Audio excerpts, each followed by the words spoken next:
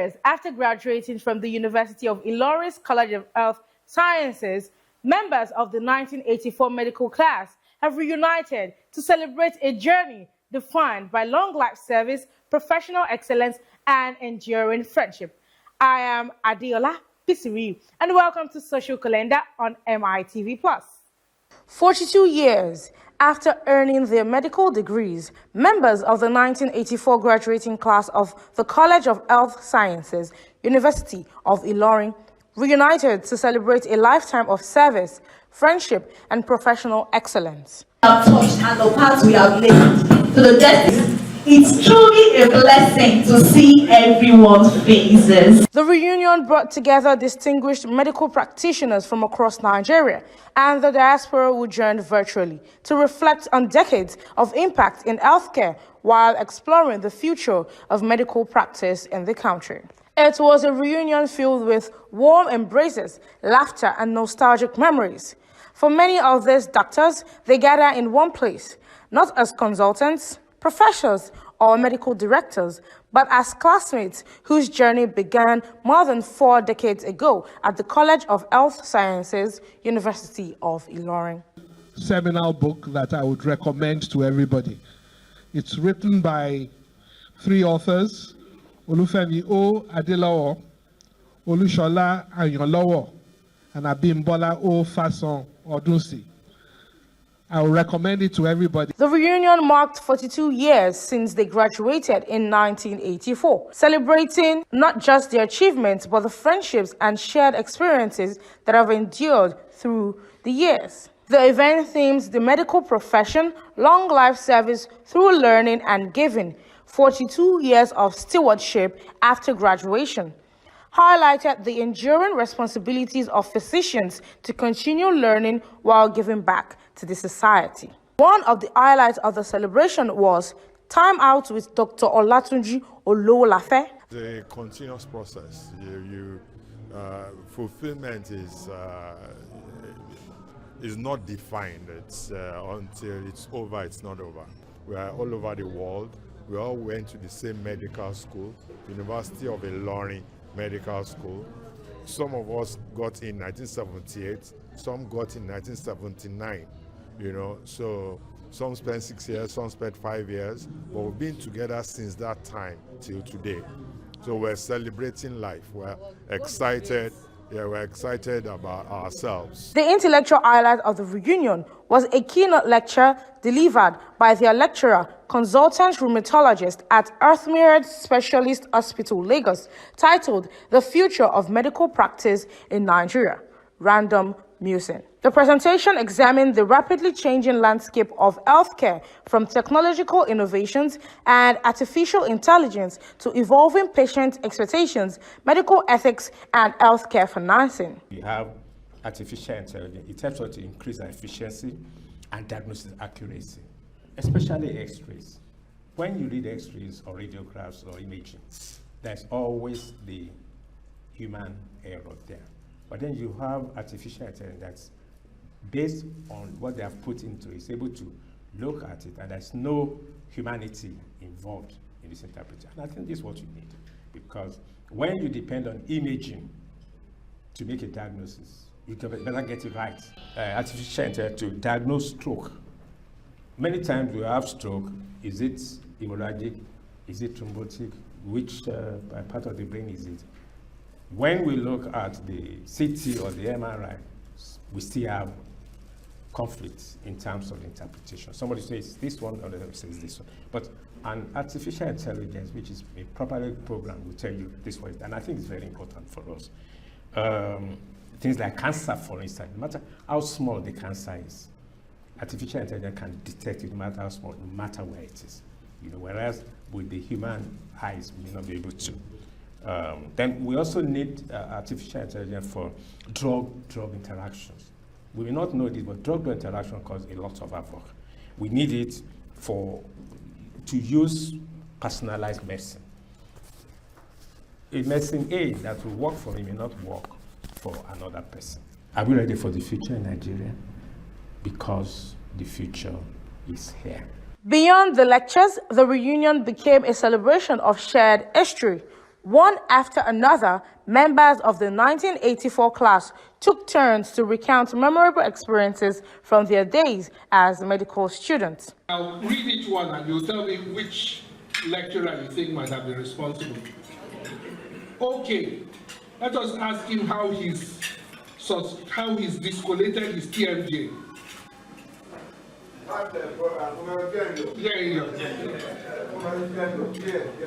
You cannot tell a woman in the second stage not to push. She needs to push. It is like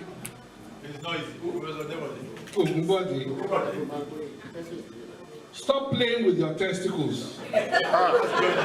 Katie Joyner. Ask me which one I prefer between high blood pressure and diabetes mellitus. As a matter of fact, I don't want any.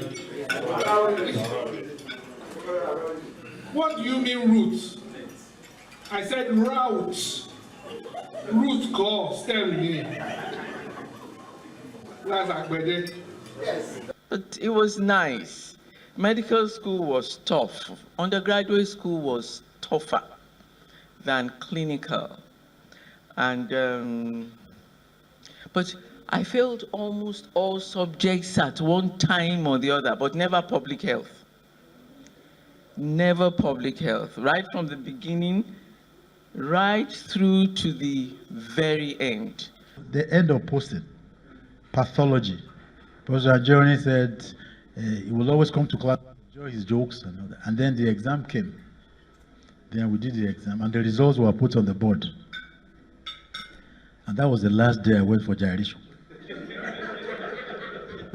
Because I had to choose between to be a chief in the gyration club or remain a doctor in the medical school.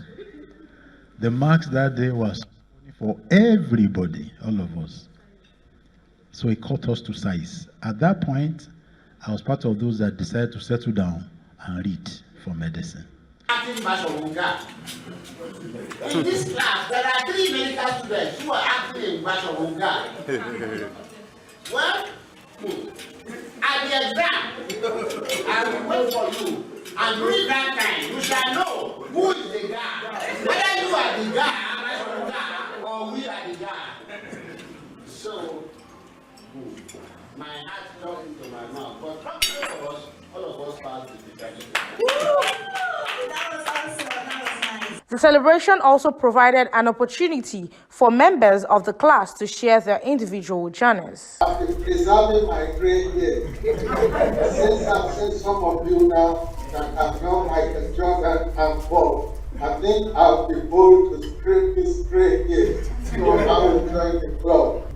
Just like some of you are doing, especially for Olowolafe, I do have a number of scholarships out there.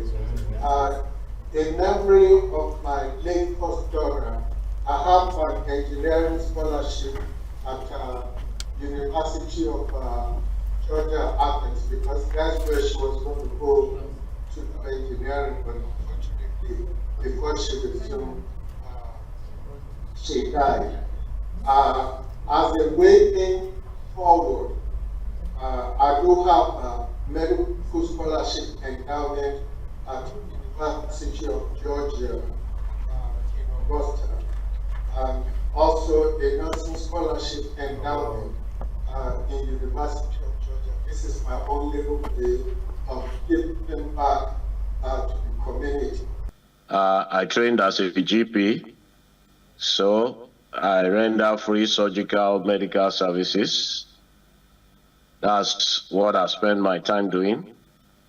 And I remember good times with my friends, my discussion group members, Akimba Aja, my late friend Ologunde, and how we were able to hold that discussion group from the time we started until the time we finished. I'm really impacted by COBES, and I never stopped talking about COBES. It gave me the foundation for approaching the communities, whether in the north, south, middle belt, and it's been a great asset for me. Once we keep our hearts together, we will do well. The problem with Nigeria is that we tend to blame others without blaming ourselves. The problem is with all of us. Because if you as an individual, you do your work well, the whole society will also be better. But most times we don't even do our part, but we're always blaming the other person for not doing their part. Yes, we know there is corruption, but corruption is all downwards. If your driver takes more money from you to buy fuel, that's corruption. But we leave that one. All we are talking about is a minister that took money or gave contract. So we are all involved. If each of us will do the right thing, then this country will be better off. We're all over the world making impact in our various commitments.